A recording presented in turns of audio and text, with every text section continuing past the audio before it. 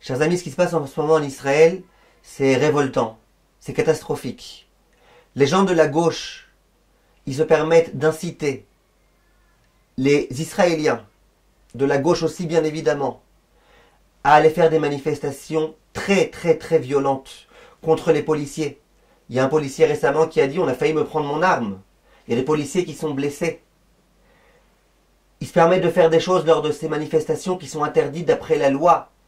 Ils vont et ils se mettent sur l'autoroute et ils empêchent les voitures de passer, chose que la police elle a interdite.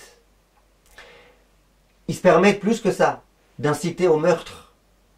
Explicitement dans leurs propos, ils incitent au meurtre. Plusieurs d'entre eux l'ont dit. Quand récemment il y a la femme de Bibi Netanyahou qui a été à Tel Aviv se couper les cheveux, il y a eu des gens qui ont encerclé l'endroit où elle se trouvait. Pendant 3 heures, elle a dû rester enfermée jusqu'à ce qu'elle réussisse à sortir. Et elle a dit, ma vie était en danger.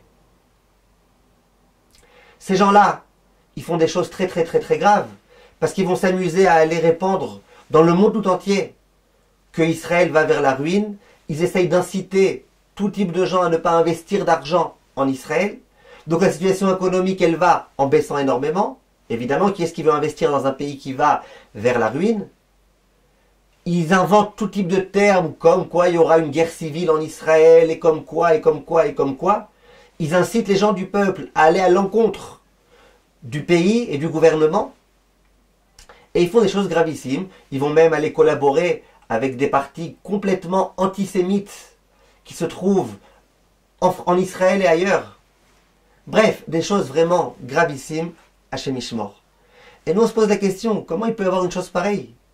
Dans un pays démocratique, dans lequel on sait très bien qu'on va par rapport à la majorité du peuple. Et la majorité du peuple, c'est ce qu'elle voulait. Comment c'est possible qu'il y ait des juifs qui se permettent de se comporter comme ça? Et comment c'est possible qu'il y ait tellement de personnes qui se laissent enflammer comme ça? Et à chaque fois dans l'histoire juive, que le peuple juif va se laisser entraîner, c'est à cause de ces gens-là qui s'appellent le Erev Rav. J'ai fait tout un long cours où j'ai expliqué c'est qui exactement ce Erev Rav et c'est quoi exactement. Mais là, on a affaire véritablement à un comportement de Erev Rav, à des gens qui sont contre la Torah, contre Dieu. Parce que Lapid, il l'a dit ce vendredi. Il a dit, moi ce que je veux, entre autres choses, c'est pas simplement annuler la réforme dont il est question en ce moment, mais c'est aussi, je veux pas qu'il y ait autant de gens qui étudient la Torah dans le milieu Haredi. Il faut limiter tout ça. Bref, tout type de choses, LGBT, tout type de choses, Hachem Yirachem, Hachem Yishmor. Et on sait très bien que lorsque le Erev Rav il prend la parole, il a un impact très grand. Regardez la faute du veau d'or. Ça a commencé à cause de ces gens du Erev Rav. Et j'ai entendu des gens qui s'y connaissent beaucoup en politique. Et des gens qui sont très ouverts. Et qui ont dit, ce qui est en train de se passer en Israël, c'est très simple. Lapid, lui, eh ben, il est triste d'avoir perdu le pouvoir. Donc lui, il a envie, c'est un malade d'honneur. Il veut de l'honneur, il veut de l'honneur, il veut de l'honneur. Donc lui, il va tout faire pour essayer d'obtenir de l'honneur et pour essayer de descendre Bibi Netanyahou. Il va tout faire pour. Il va inventer une bêtise, comme quoi ce que Bibi Netanyahou il veut faire, c'est une anarchie, c'est enlever la démocratie, etc. Chose que toutes les personnes qui s'y entendent un tout petit peu en politique, même des gauchistes, vous diront que c'est n'importe quoi. Aucun rapport, vraiment aucun rapport. Et la plupart des gens qui viennent manifester, c'est des gens qui comprennent rien.